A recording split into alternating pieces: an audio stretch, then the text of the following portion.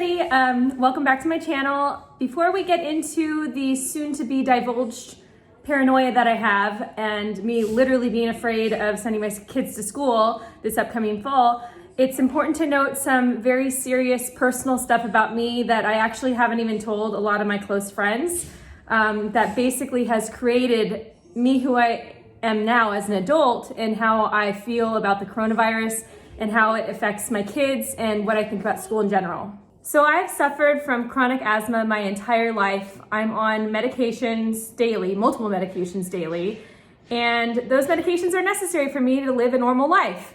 And going way back into the early 90s when I was a young little girl, I was in and out of the hospital, the ER, everything, many times related to asthma issues. And even when I was 6, I almost died from having asthma compounded with a severe case of pneumonia. And it was extremely scary for my entire family, very traumatic for me. Those are actually some of my earliest memories, is just being in that hospital, being scared. And it was upsetting, and it was a very real thing even for a 6-year-old. I was understanding like, oh my gosh, like this is bad stuff. Now I will say in that specific case, when I went back to school after I had been in the hospital for over a week and was very sick looking, super pale, dark circles under my eyes, super skinny, I just looked like a wreck after I recovered and finally went back. I got made fun of, which kids are so rude. And they would say things like, she looks like a ghost, or you look like you almost died. And if anyone is in this situation that's similar to me, my mom is brilliant. I remember going to her saying that people were telling me these things. And then my mom's like, well, you did almost die, so maybe you should let them know that. So then I did. The bullies would say something about my appearance or whatnot. And it's like, well, you know, I actually almost died a couple months ago. And that's why I look this way. So thanks.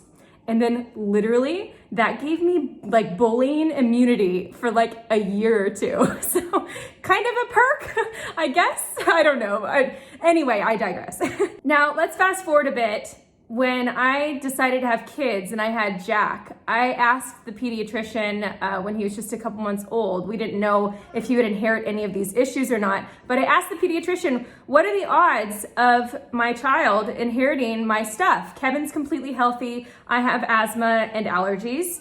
What are the odds of my children getting these problems, or one of them? And the doctor said that each one of my children has a 75% chance of inheriting one or both of my problems. Now, when Jack was about 18 months old, I started seeing some symptoms of him having asthma. He had a chronic cough that literally never went away. It was a very dry cough. And it was literally the same thing that the pediatrician back when I was starting to have initial asthmatic symptoms, they'd be like, oh, it's just a cough, it's nothing. You need to have wheezing or some type of, you know, shown issue with your breathing ability. Like it's just a cough, whatever. So my mom, not knowing anything back then, was like, oh, okay. And my asthma kind of went undiagnosed for a very long time. Now with Jack, when that happened, I literally was like, no, I know he has my problem. What can we do to be proactive about making sure he is on proper medication so I don't have to deal with an emergency room issue unexpectedly and it's super scary. I don't want to do that. I know he has it. So he did end up having it. He does have asthma. He also has allergies. He got both of my issues. Luckily, I'm very knowledgeable about it, having lived through it. And also lucky for him, he has medications now that I didn't have access to in the early 90s. But point is he is on daily medication too. He has my issues. Side note, Max, on the other hand, looks like he has none of my issues, so that's great. Anyway, with that knowledge, I'm scared about school. I don't know what to think about this. I don't know if I feel comfortable sending Jack into kindergarten. He's supposed to start kindergarten in fall. And I know they're taking a lot of precautions in the schools and whatnot to make sure everybody's properly distanced and not having any playground time or no cafeteria time. And it's basically just like strict studying, which that's really sad in itself, that the whole, you know, fun part of school is almost taken away from these kids. But I just can't imagine and wrap my head around a 5-year-old or multiple 5-year-olds being able to do all these things properly, not sharing toys, not accidentally getting up in somebody's business. And I just worry so much that if one kid gets the coronavirus, it's just gonna be like a bomb, like poof, in the whole classroom / school setting where it's just gonna be like, now she has it, now he has it, now she has it, now he has it. And then it ties back to now the kid has it, now the whole family has it. So part of me doesn't want to be paranoid, and part of me wants to really trust that things are going to get better. But just because quarantine is lifted doesn't mean that the coronavirus is gone. And I really, really am fearful of a second wave with my pre-existing condition and Jack's. So I'm seriously considering homeschooling Jack, which the point of this video too is to be extremely honest in how I feel about that, because I don't want to homeschool. I'm not going to claim to be one of those moms that can do it all and be happy about it. Now, I guess there is a difference. I could homeschool him. Would I be happy about it? No. Do I want to do it? No. It actually would make me very unhappy. I already spend so much time all day, every day with the kids as a mom. I don't also want to put on the teaching hat. I really don't. I do that on my own anyway, but to actually do it as a teacher with a curriculum, I don't want to do it. It stresses me out. I feel like it's going to make me explode and be upset. Now, I think for anybody that doesn't have kids, maybe would look at what I just said and would think like, oh, well, that's like really ridiculous. Like you should totally be happy about homeschooling or whatever. You literally can't do anything with them. There's no time to do anything for yourself.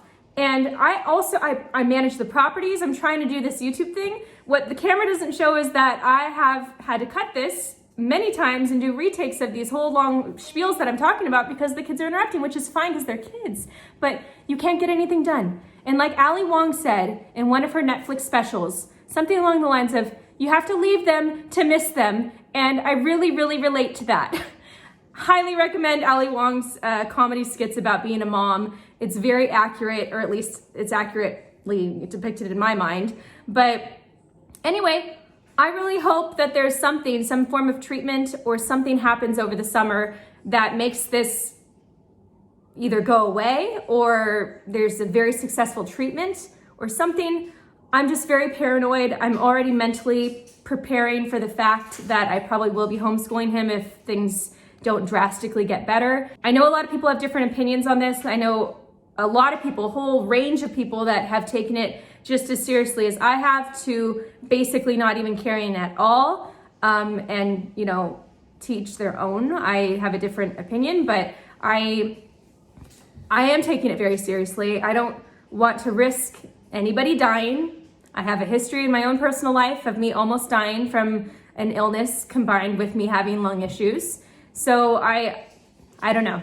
Anyway, this is kind of a little bit of a ranty video. Maybe, I don't know, but I thought it was important to maybe relate to people that are maybe in a similar situation as I am, considering the same things, maybe feeling the same things. This whole thing just sucks. It sucks just generally, and I hate it. I really hate it. Like, I told Jack, because he's not allowed to use the word hate, but he told me the other day, he's like, Mom, I hate the coronavirus. Can I say that? And I go, yeah, you can say that one. That's fine. I think everybody... I hate the meanie poo-poos on my game. Oh, he hates the bad guys on his game too. But I try and say that you shouldn't hate them, Anyway, he's allowed to say hate for the coronavirus because I think that's basically everybody agrees. And for the meanie poo-poos. Okay. Comment below if you heard that. Do you think you can tell your kid that they can hate the meanie poo-poos, the bad guys on like Super Mario Brothers? I mean, I get it. It's frustrating, but yeah. Anyway. Also chain chomp. Yeah. Sorry everybody that had an issue. I'm assuming there would be people that this was open. I just noticed it. Done. La la la la. Mom? Can you say Max? Oh, there he is. I've gotten comments and have been asked before why I don't really value rental references or personal references very much for screening a tenant. And the reason for that is that people can lie, and they do lie. I can't trust that these people applying and wanting me to like highly value their personal or past rental references. I can't trust that me calling this, landlord of theirs isn't their brother or their sister or their friend or them with a disguised voice. I just can't trust that. So that's why I don't really value that much. Okay, we're back at this photo collage from my last video. This is my mom, that's my dad. Obviously, you know Kevin.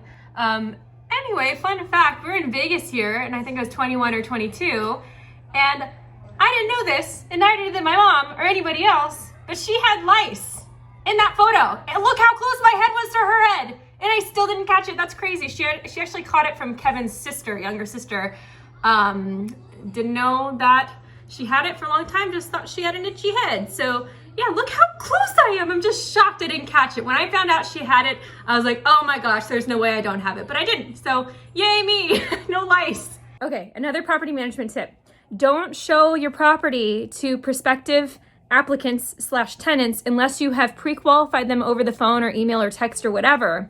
It's very important to make sure you're showing it to somebody that you think is at least potentially going to qualify if they end up applying and you run their credit or whatever it may be. All right, I have Jack working on his numbers in the background. Can you say hi, Jack? Hi. I miss preschool so much. This was actually the last thing that Jack did at preschool. I think it was like the last project. It was for Dad's Day. Not Father's Day, but it was just like a Dad's Day thing. And look at his answers. They're so cute. So we got, my dad's name is Kevin. Jack thinks that Kevin is 54. My dad makes the best beans and corn from a can. His favorite color is brown and red. No, Kevin's favorite color is green. Couldn't answer these two. This is Jack's drawing of Kevin. Favorite thing to do with Dad, have a Nerf battle. If I could buy him a gift, I'd buy him a Nerf gun. And I love my dad more than my mom. That made me feel really, really great. Sweet. Nice job, Jack. Do you want to see a boss fight that we do? Okay. Whoa, you want me to do it? Mm-hmm. Jack constantly wants me to play Super Mario Brothers, and I've honestly probably beat the game for him like 5 times now. And I realized, I'm like, oh, I could use this to my advantage. I will do a level for him, whatever level he wants. But he has to write 0 through 10 on a piece of paper, or his name, or some letters that I say, or whatever it may be. There has to be some educational purpose for Jack to do for me to play another level. And I've done it so many times, but now it's worth it. I'm happy about that. He just wrote 0 to 10, so now I'll do his boss fight for him. Yeah, I let them just like chalk up everything, and then we just hose it off, and then it's a clean slate again. Hey Jack, what do you got there? A choo-choo train. A choo-choo train? This one right here makes the crowd boo. It makes the crowd really sad. Press the top one. Did you hear it? What was that? They go boo. Here, I'll make it a little louder. Hold on. Hold on. Is that funny? That makes it louder, right? Press it. You can push it up a little and then makes it louder. Just this one. You go like this, it's a slide. See? Slide it. Slide it up. And then press crowd goes boo.